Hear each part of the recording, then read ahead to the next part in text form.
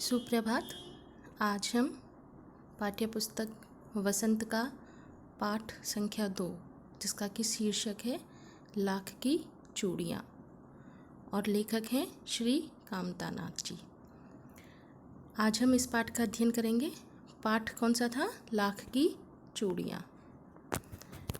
सबसे पहले पाठ के विषय में जान लेते हैं। इस पाठ में किसकी कहानी है और क्या हमें शिक्षा दी गई है। यह पाठ बदलू नाम के मनिहार के विषय में है। लेखक का नाम हम पहले भी जान चुके हैं। इस पाठ के लेखक श्री कामतानाथ जी हैं। लेखक बदलू मनिहार के माध्यम से हम सभी को यह संदेश देना चाहते हैं कि मशीनों के प्रयोग से हमें लाभ तो होता है परंतु अप्रत्यक्ष रूप से हानि भी होती है। आजकल मशीनी युग है, हर तरफ मशीनों का ही उपयोग बढ़ता हुआ दिखाई दे रहा है। छोटे छोटे जो लघु उद्योग होते हैं, हस्तकुटीर उद्योग होते हैं, उनकी उपेक्षा भी की जा रही है। तो उसी तरफ ध्यान आकर्षण का यहाँ लेखक का प्रयास है। मशीनों का प्रयोग विकास का सूचक समझा जाता है किंतु हस्तकला एवं कुटीर उद्योग पर इसका बहुत बुरा एवं दूरगामी असर होता है। पाठ में इसी का वर्णन है कि मशीनों के प्रयोग से बदलू जैसे कुशल कारीगरों के हाथ से काम छिन गया है। ऐसे कारीगर या तो बेरोजगार हो गए हैं या फिर कोई और व्यवसाय यानी रोजगार, कोई काम धंधा दूसरा अपनाने को वो विवश हो गए हैं। अब देखिए पाठ के अंश लाख की चूड़ियाँ। सारे गांव में बदलू मुझे सबसे अच्छा आदमी लगता था। अब यहाँ पे है सारे गांव में बदलू मुझे कौन? लेखक कह रहे हैं कि सारे गांव में बदलू ही उनको सबसे अच्छा आदमी लगता था। क्यों लगता था? क्योंकि वह उनको सुंदर सुंदर लाख की गोलियां बनाकर देता था। मुझे अपने मामा के गांव जाने का सबसे बड़ा चाव यही था। चाव यानी खुशी, यही थी चाव, वैसे पसंद, शौक, खुशी कि जब भी मैं वहाँ से लौटता था तो मेरे पास ढेर सारी गोलियाँ होती थी। किसकी गोलियाँ होती थी? उनके पास कंचे वाली गोलियाँ, रंग बिरंगी गोलियाँ जो किसी भी बच्चे का मन मोह लेती थी, मन आकर्षित कर लेती थी। वैसे तो मेरे मामा के गांव का होने के कारण मुझे बदलू को बदलू मामा कहना चाहिए था, लेकिन लेखक उन्हें बदलू मामा ना कह करके क्या कहते थे? बदलू काका कहते थे। क्यों कहते थे? क्योंकि गांव के दूसरे अन्य बच्चे भी बदलू को बदलू काका कहते थे, इसलिए लेखक भी उन्हें बदलू काका कहते थे बदलू मामा की जगह पर। बदलू मामा उन्हें क्यों कहना चाहिए था? मामा क्यों कहना चाहिए था? क्योंकि वो लेखक के गांव के थे। मकान के सामने बड़ा सा सहन था, सहन आंगन, जिसमें एक पुराना नीम का वृक्ष था। उसी पेड़ के नीचे बैठ करके, कौन से पेड़ के नीचे? नीम के पेड़ के नीचे बैठ करके बदलू अपना काम किया करता था। बगल में भट्टी जलती रहती थी और जिस पर वह लाख पिघलाता था। तो हम देख चुके हैं कि बदलू कौन था? मनिहार। मनिहार क्या करते हैं? लाख की चूड़ियाँ बनाने का काम करते हैं। सामने एक लकड़ी की चौखट थी, चौखट लकड़ी का टुकड़ा, जिस पर लाख के मुलायम होने पर वह उसे सलाख के समान पतला करके चूड़ी का आकार देता था। लाख एक धातु है, पदार्थ पेड़ से मिलता है। तो जब इसको गर्म करते हैं तो ये पिघल के जिस आकार में आप इसको ढालना चाहते हैं उस आकार में ये ढलना शुरू हो जाता है। तो ये बदलू क्या करता था? पहले उसे सलाख के समान पतला करके चूड़ी का आकार देता था। सलाख धातु की छड़। पास में 4-6 विभिन्न प्रकार की बेलन नुमा मुंगेरियां रखी रहती। मुंगेरियां क्या होती हैं? गोल लकड़ी। जैसे देखिए चित्र में देखिए बदलू के हाथ में लगी हुई है गोल एक छड़, गोल लकड़ी, जिसपे उसने चूड़ियां चढ़ाई हुई हैं लाख की। इस गोल जो लकड़ी है, लकड़ी की, इसको मुंगेरी बोलते हैं।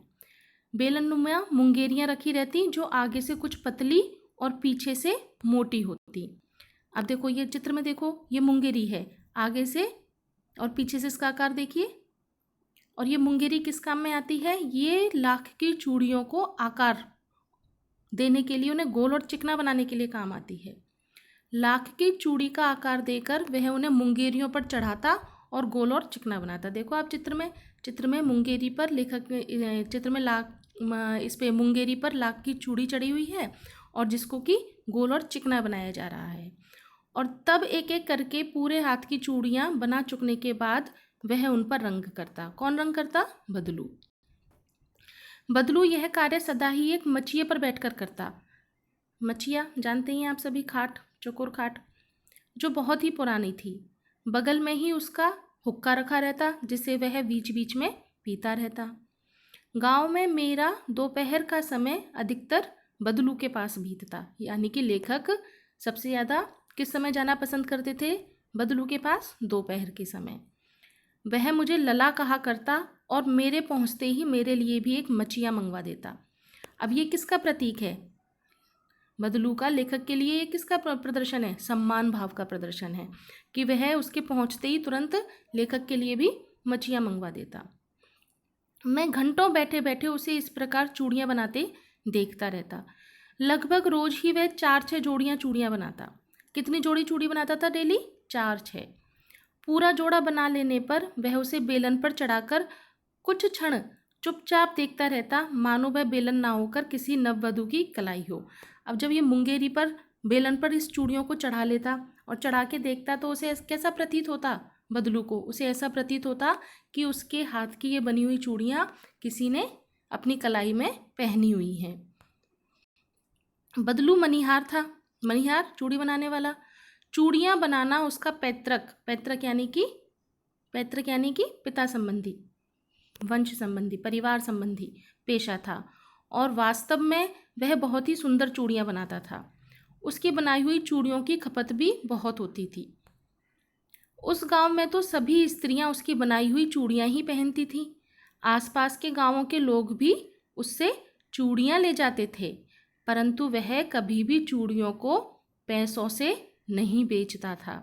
चूड़ियों को बेचने के बदले में पैसा नहीं लेता था, बल्कि क्या लेता था? कोई ना कोई अन्य सामान।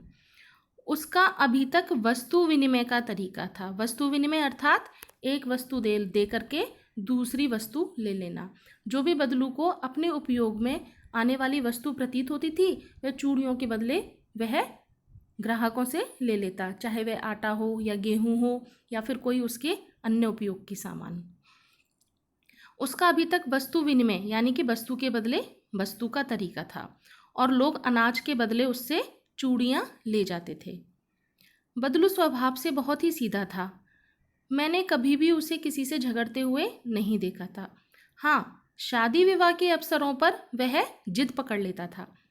जीवन भर चाहे कोई उससे मुफ्त चूड़ियाँ ले जाए, परंतु विवाह के अवसर पर वह सारी कसर निकाल लेता था। आखिर सुहाग के जोड़े का महत्व ही और होता है।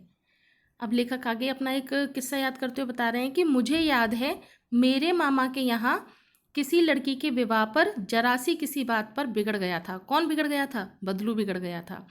और फिर उसको मनाने में लोहे लग गए थे। लोहे लगना, बहुत मेहनत लगना, और उसको बदलू को मनाने में बड़ी मेहनत करनी पड़ गई। विवाह में इसी जोड़े का मूल्य इतना बढ़ जाता था कि उसके लिए उसकी घरवाली को सारे वस्त्र मिलते, ढेरों अनाज मिलता, उसको अपने लिए पगड़ी मिलती और रुपये मिलते 100 अलग। यानी कि विवाह के अवसर पर बदलू लाख की चूड़ियों के बदले बहुत सारा सम्मान एवं धन प्राप्त करता था। ये इसका हमने पार्ट 1 प्रथम भाग देखा इस कहानी का।